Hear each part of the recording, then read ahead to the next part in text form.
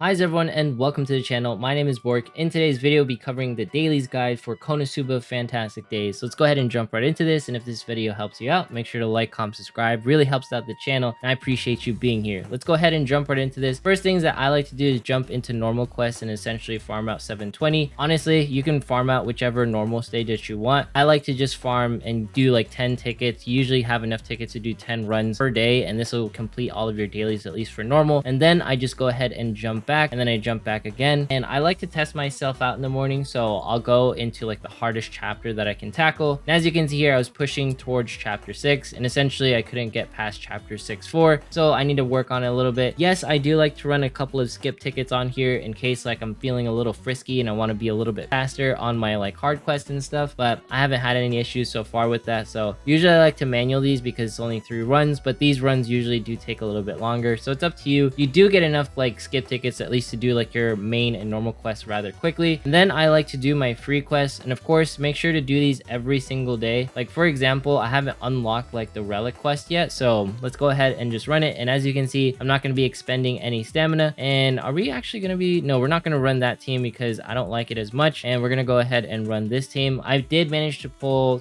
Iris. She's one of my favorite characters because she's AoE based, and honestly I think it's kind of advantageous to build an AoE team just so you can complete your dailies even faster. So they're just wiping the floor. Yeah, I definitely need to replace Chris so she's not doing that one hit, so we can do it a little bit faster. But AoE characters definitely seem king, at least for doing your dailies on free quests and whatnot. But make sure to just like knock these out every single day, because especially like the one that's at the very end where it says like today is Friday, because if you don't do that, essentially you're missing out on free gems and you are technically just missing out on free resources every single day. So make sure to at least do like this one at bare minimum. We'll jump back in here later again. And then the next thing I like to personally do is a little bit of arena, mostly because I don't mind if I don't generate like the highest score or not. Just go ahead and do like one run because it really doesn't affect anything whether you score well or you score terribly and whatnot, mostly because of the fact that arena doesn't really calculate your entire score. Well, it does for at least like the first reward, but whether you score like really well at the beginning of the day and at the end of the day, all that matters is you did like arena, because you only need to do one run per day. So I like how arena is like super casual, and I like how this game is pretty casual overall because it makes it so that I don't have to like try hard on every single aspect of the game. And that's just the games I sort of like gravitate to as a gacha player, so I don't really have to stress myself out, and I enjoy the gameplay and enjoy the waifus and the things pretty much appearing.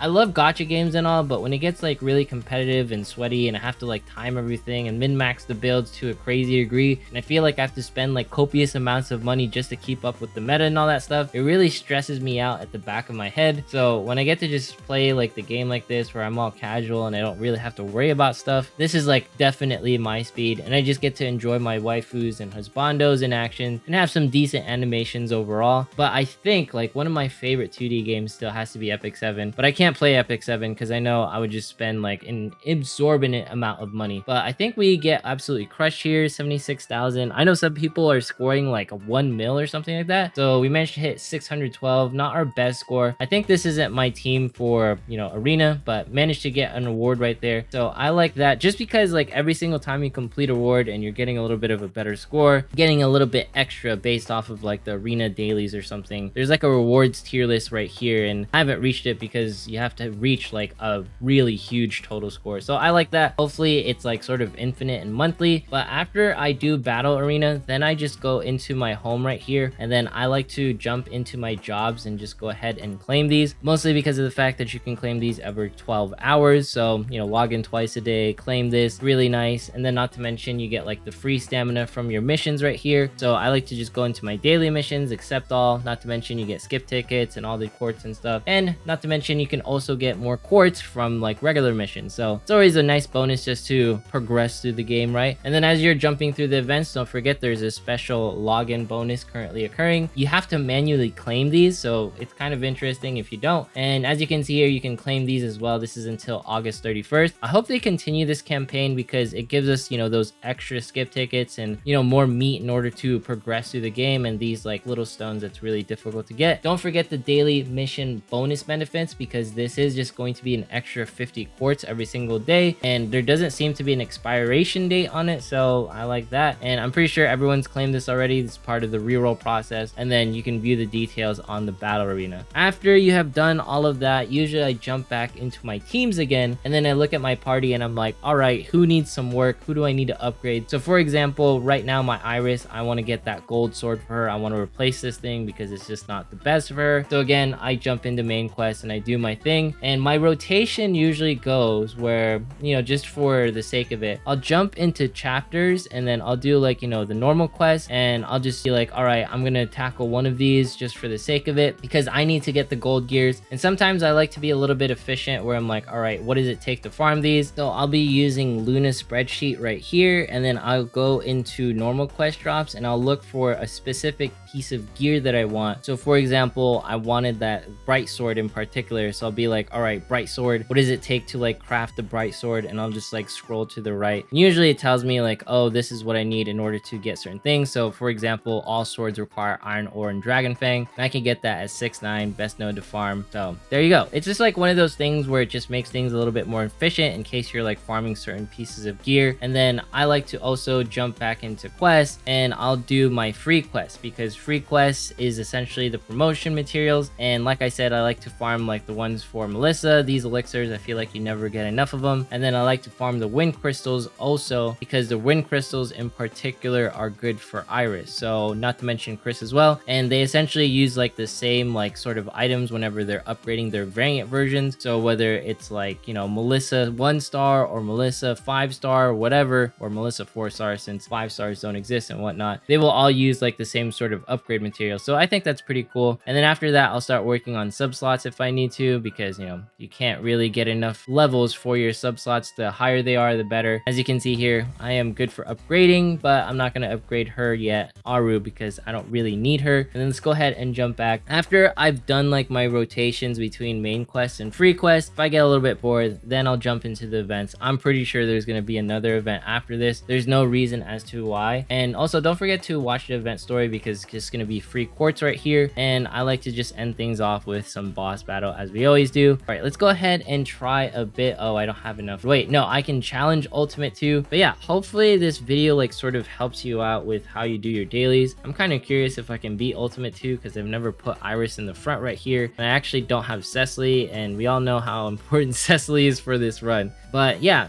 let me know what you guys want for other videos or what have you. As far as like a gear guide and stuff, I feel like that's sort of self-explanatory. When it comes to gear, you farm out the silver gear first, and then you get like the silver gear elemental stuff, and then you get the gold gear afterwards. I would suggest for your main party to have all gold gear in my opinion, because gold gear is just going to be a really nice boost in damage. You don't really need defenses too much in this game. In fact, you could run like glass cannon builds and be perfectly fine, and that's mostly because of the fact that damage is king in Konosuba Fantastic Days. Yes, you can run a tank, yes, you can run some healers, but the boss will end up killing you anyways if you can't deal enough damage, or you end up timing yourself out because you don't deal enough damage. So like we talked about earlier, damage is king. And we will have one more tip before we end this troll video right here. Oh my god, maintenance! Why is there maintenance currently occurring? Yeah, there's that, but the other thing that I wanted to talk about was you should also be working on mono element teams. So for example, you want to get like a bunch of like dark swords to start, you know, building up your dark teams, or maybe building up a lot of like daggers and stuff. Like for example, I got my dark dagger on Melissa. I feel like that's required. Cyclone dagger for Chris, and then I'll probably get an assassin dagger one day once I finally need it. And I feel like stabs are a little bit better because stabs actually deal more damage versus scepters. I think scepters are more like for healing and all that stuff. And then